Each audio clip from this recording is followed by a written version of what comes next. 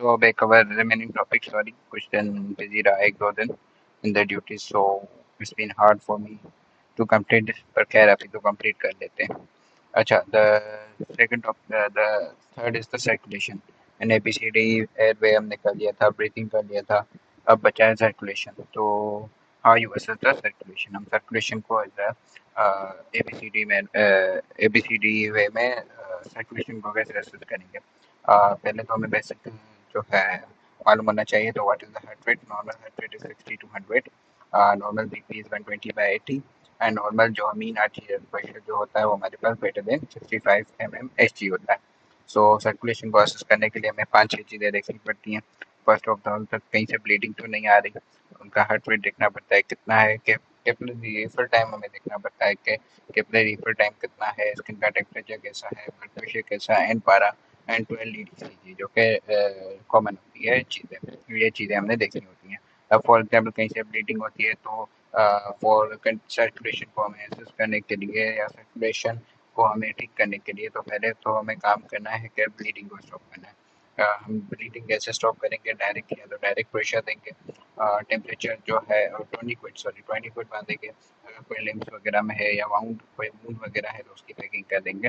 या कोई क्योंकि असल में ये है कि if in case severe bleeding होती रहेगी तो it could be the killing factor. तो ये क्या करेगी? पेशेंट को मार भी सकती है.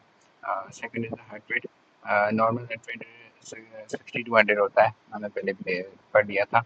सो if it is greater than the 100 so the patient is in tachycardia, और greater than 60 the patient is in ब्रेडीकार्डिया.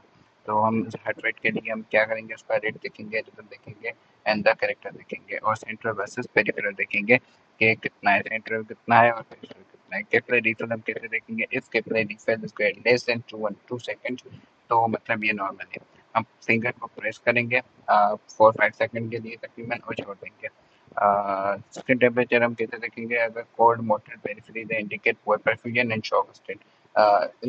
देखेंगे अगर कोई फिंगर्स जो है हमारी जो है कोल्ड पड़ी हुई है तो मतलब पेशेंट की जो है सर्कुलेशन वो बिल्कुल जो है पुअर परफ्यूजन है, सर्कुलेशन बिल्कुल कम है पेशेंट की. पेशेंट शायद शॉक में.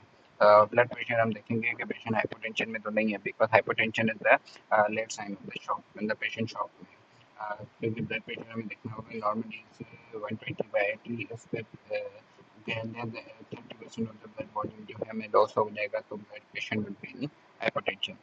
ईसीजी देखेंगे, 12 लीड ईसीजी करवाएंगे. एलईसीजी का देखेंगे चेस्ट पेन के साथ. या पेशेंट चेस्ट पेन में पेशेंट कोलैप्स हो गया, फ्रस्ट्रेशन हो गई, सिंकोप भी हो गई या अरेस्ट में चला जाएगा. So after assessing the circulation, we have to recognize the patient is either the patient is in shock or not. Patient shock में तो नहीं है. How you recognize the patient in the if the patient is in shock or not? तो उसको हम देखेंगे कि patient hypotension में तो नहीं है, पेशेंट को फीवर तो नहीं आ रहा है. तो ये चीज़ें देखेंगे. अब शॉक के कुछ टाइप्स होते हैं. Number 1 is the hypovolemic shock, number 2 the cardiogenic, and number 3 is the distributive. Distributive either it could be the septic shock or be the anaphylactic shock.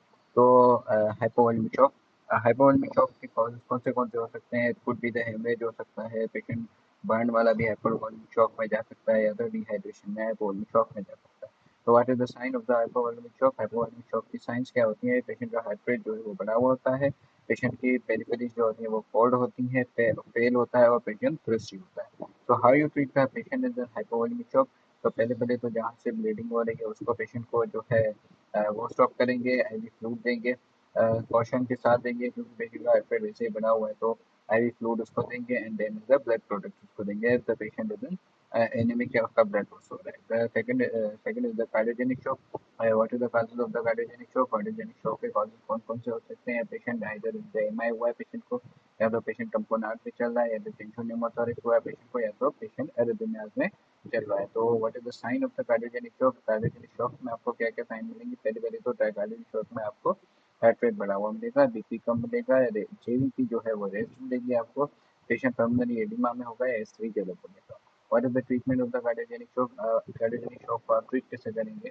Treat the underlying causes जो कि इसको या तो MI है या टेम्पोनाइड है उसको treat करें, वेजोप्रेसिन दे या कार्डियोलॉजिकल इनपुट दे, कार्डियो टीम को बुला दें, वो जो भी आपको बताते हैं. Third is the distributed shock, either it could be septic or the anaphylactic. Cause उसके सेप्सिस हो सकता है, एनाफाइलेक्सिस हो सकता है, या तो न्यूरोजेनिक हो सकता है। साइन इसमें हार्ट रेट बढ़ा हुआ होता है, बीपी कम होगी, पेशेंट वार्म फ्लश्ड होगा इनिशियली सेप्सिस में, और फिर एनाफाइलेक्सिस होगा तो पेशेंट को रिएक्शन होगी जिसको हम अर्टिकेरिया बोलते हैं। अगर पेशेंट जो है सेप्सिस में होगा तो फ्लश्ड होगा या वार्म होगा, उसको फीवर चल रहा होगा, बिल्कुल वेट हुआ होगा, तो उसको हम ट्रीटमेंट कैसे करेंगे? आईवी फ्लूइड देंगे, वेसोप्रेसिन देंगे, एड्रेनालिन फॉर एनाफाइलेक्सिस का, एंड सेप्सिस में हम उसको क्या देंगे? एंटीबायोटिक देंगे। तो remember 2 large bore IV cannula, blood HBC, UC, glucose, clotting, clotmate, ECG, ABTs, and urine output monitoring. तो these are the factors जो कि आपको याद रखने हैं। The patient is in shock, तो शॉक में ये चीज़ें आपको याद रखनी है। हम हमेशा 2 IV इलाज कैनुला करते हैं उसको, उसके ब्लड प्रोडक्ट को अरेंज कराते हैं, इसमें CBC भेज दिया हमने, यूसी भेज दिया, ग्लूकोज भेज देंगे, क्लोटिंग फैक्टर्स भेज देंगे, क्रॉसमेट भेज देंगे, इसीलिए फिर करेंगे, एबीजीज करेंगे, to see the cases extend, और यूरिन आउटपुट उसका मॉनिटर करेंगे।